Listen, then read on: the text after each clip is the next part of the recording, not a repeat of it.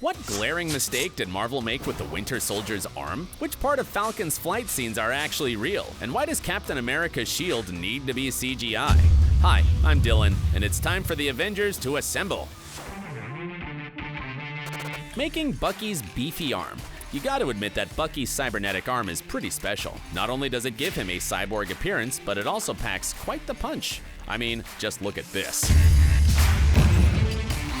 So how does Marvel give Sebastian Stan the bicep of steel? Well, when you see him in regular action, it's usually a physical prop that goes over his regular arm. Speaking about the first time he got to wear it, Sebastian joked, "I did not do the robot.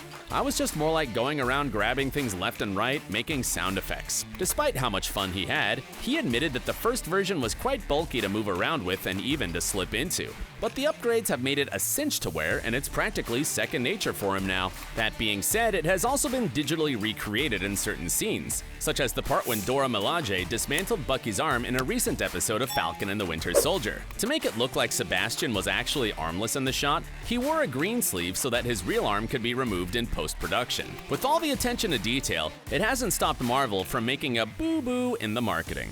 Just look at this promo image where you see Sebastian's real cybernetic-less hand in full view. Say the honest answer. Oh my god. Oh well, we'll just blame Mephisto for that slip-up, because we can. Does the Falcon really swoop in? When it comes to the first episodes, you can't beat Falcon and the Winter Soldier's epic debut. That opening sequence where Falcon takes down all those dudes on a plane? Naturally, Anthony Mackie wasn't flying up in the air and tearing through airplanes because, well, no one can do that. So all the scenes where you see him swooping in and dipping around in aerial battle, that isn't really the actor. Instead, it's a CG double created by the visual effects team. It's a common technique used across multiple superhero shows and films, but the fact that it looks so much like Anthony shows how good a job the team did here. It also proves how far the MCU has come as a whole, where these superhero flight sequences appear more realistic than ever now. No longer do they look like something out of a PlayStation 2 game. Instead, it's getting harder and harder to tell if they're real or digitally recreated. But even though it isn't Anthony in those intense moments, he actually does get to take flight on the show. For real. We aren't even joking, and we'll be chatting about that next. Spread those wings and fly away! While Falcon and the Winter Soldier does use special effects for the more superpowered moments, Anthony isn't afraid to do some of his own flying stunts. It's something he's been doing since he joined the MCU in Captain America: The Winter Soldier. But where does he get a chance to film these shots, since most of his flight sequences are computerized? Well, he has to do wire work for the takeoff and landing as bookmarks for the CG spectacles. Anthony even recalled to CBR about how he got the surprise of his life on his first day on set in the Marvel Universe. He said, "The first day, I'm supposed to walk. I'm on this platform 30 feet in the air, and they put these wires on me." Not only are the cameras filming Anthony's takeoffs and landings, but there's also a dome of cameras that record his expressions from different angles. The team used these bits to add in between the CG shots, which help create more authenticity and allow the actor to feel as if he's actually in the heat of battle and the scene. So even though Anthony might not be as free as a bird in the sky, he still gets to defy gravity sometimes. Ah, the life of a superhero actor. The insane truck fight. Remember how much we gushed about the first episode of the show? Well, it also possesses probably the best fight scene in the entire series. Yep, we're talking about Sam and Bucky fighting the flag smashers on top of the moving trucks. You can't help but get your heart in your throat as they near the edges and you worry they'll fall off and become roadkill. Well, the actors were never in any real danger though, as this scene was filmed in a studio in front of a blue screen. The platforms were completely stationary the whole time, allowing the actors to perform the stunts without any chance of them falling under the truck's tires. After the scene was shot, all the movement and background effects were added in post-production. Still, even though they weren't risking their lives on top of moving trucks, their stunt work and fight choreography needed to be on point here. You can't CGI those punches or blocks because you still need an actual person to pull it off. Sometimes the realist-looking things are often the most difficult to execute properly. Props to the team for setting up such an iconic scene. Where would it rank in your top 10 MCU fights? The Winter Soldier leaps into action. Bucky's superpowers aren't limited to having a cybernetic arm and the ability to brood. Nope, since he has a variant of the super soldier serum flowing through his veins, he possesses enhanced speed and agility. While he can't fly like his buddy, Sam Wilson, he can still leap into the air and catch some serious hang time like Michael Jordan or his BFF Captain America. In a special behind-the-scenes featurette, You can spot Sebastian Stan standing on top of a black box with some wires attached to him. The cameraman filmed him from the elevated height, while the wire work would then give him an extra boost to make it look like he leaped higher than he did.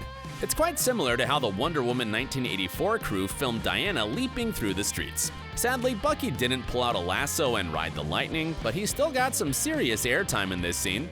Honestly, it looks like a lot of fun, and as if it's a part of some wild amusement park ride. It's actually crazy to think that actors get paid to have this much fun on set. And speaking of crazy, how about this next insane detail? Cap's shield is often CGI.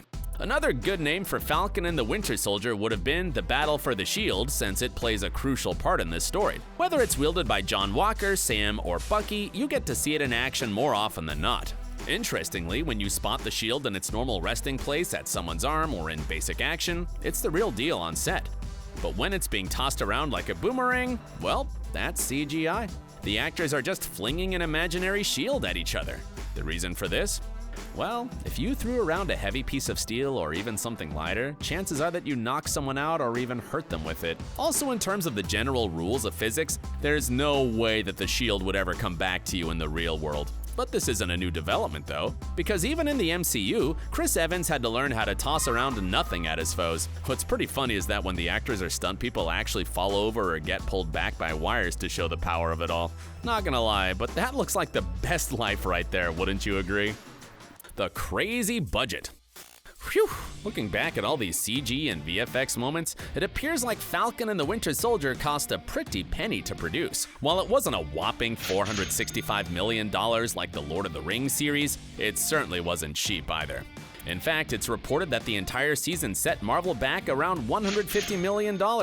In case you'd forgotten, Game of Thrones cost about $10 million per episode, and it was considered the pinnacle of TV only a few years ago. Sheesh, that's more money than any indie filmmaker has ever seen. With all the different locations and powers on display, it shouldn't be too surprising that the show cost so much. But the filmmakers weren't prepared to make it on the cheap either.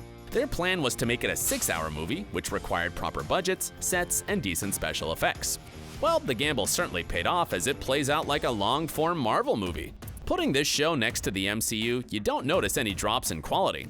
The only question is, will we get to see these two superheroes return in a follow-up series somewhere down the line? The first season for Falcon and the Winter Soldier is done, finito, but that doesn't mean we can't keep talking about it. Let us know which topics you'd like us to cover next. Maybe a 10-minute video of Zemo dancing?